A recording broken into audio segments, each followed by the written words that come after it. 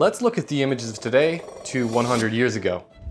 It's easy to see similarities between the two, and even easier to think, have we really changed since then? Related to the coronavirus disease. This story follows a man whose decisions, idealism, and prejudices define an age. Arsonists, looters, criminals, rioters. And we see how the legacy of one man can set forth changes for generations to come.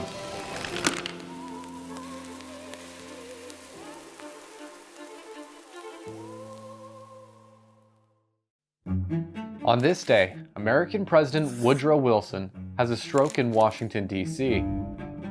A few days earlier, he had been giving speeches across the country. However, this photo of him in Colorado was one of the last times he was seen in public for the rest of his presidential term. But before we get into what follows, we need to understand what was happening before, such as what was that last speech of his about?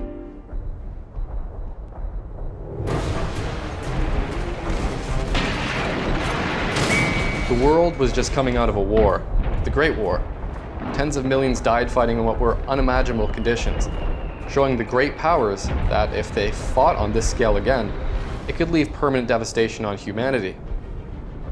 So, after the final shots of World War I were fired, President Wilson brought forward a revolutionary idea, a general association of nations to ensure political and economic security for its members and lead to lasting peace. The League of Nations. It was becoming a popular idea, so the president set out to convince the great powers of Europe. But here's the thing. While the White House focused completely on finding a resolution between former enemies, they overlooked another, an invisible one. An influenza was gripping the world. Its ability to spread, to change the face of a city, was unprecedented. It doesn't matter who you are, former soldier, young, old, it affected everyone. And it was estimated that in America, the death toll was as high as 675,000. And in the rest of the world, it was closer to 50 million. During the war years, the great powers downplayed the seriousness of the pandemic. Some even accused spreading news of it as unpatriotic, regarding it as distracting from the war effort. President Wilson was no exception. But it didn't take long for the influenza to enter the war. Soldiers in the field were contracting the disease. The German General Ludendorff would delay his final offensive after seeing the condition of his men, possibly changing the outcome of the war. Each side hid the seriousness of the influenza in fear of showing weakness. President Wilson's office remarked little about the pandemic and ignored the pleas of doctors and health workers.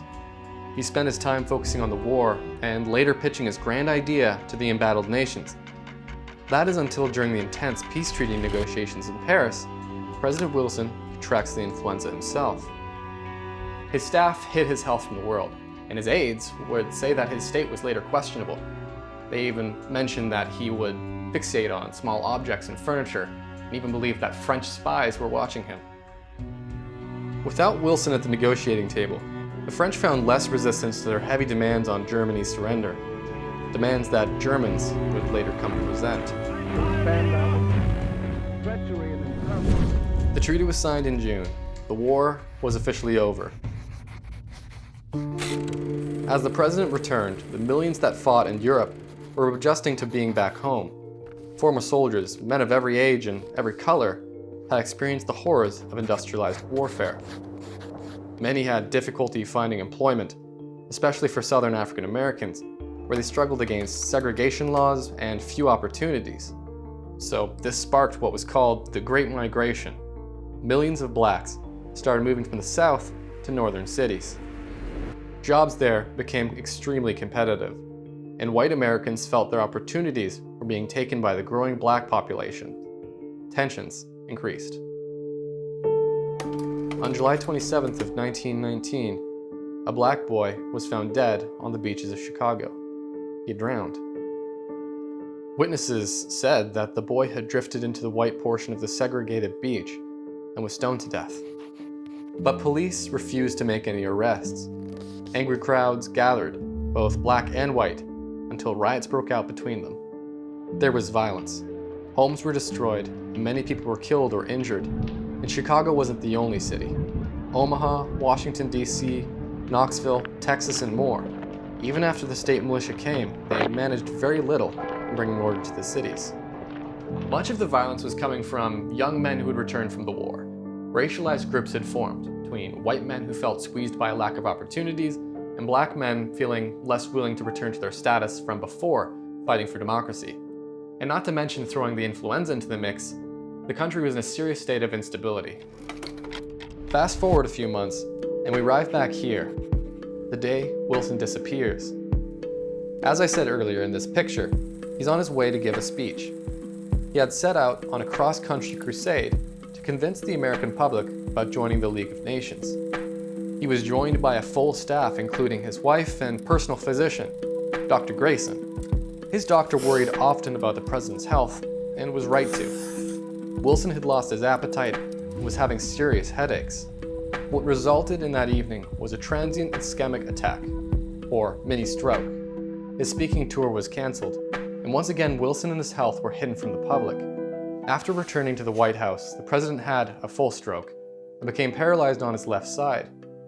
As a response, Wilson's wife, Edith, shielded him from visitors and his own staff. Historians argue that she in some ways became the de facto nation's chief executive and ruled a bedside government to protect her husband's power and reputation. She would do so until the end of his term, as well as the end of his life in 1924. Today we look at Wilson's term with hindsight. In many ways his presidency was rife with controversy, which included the implementation of segregation policies and his failing health. Yet in some ways his idealism laid the path for future institutions that continue to make bold changes. The ballot is as follows.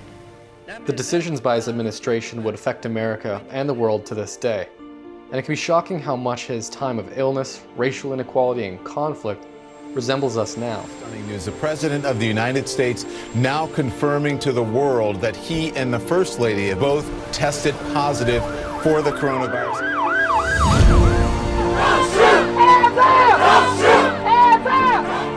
But each iteration we move further away from the way things were and closer to how we would like them to be, so long as we realize the legacy we leave for the future on this day.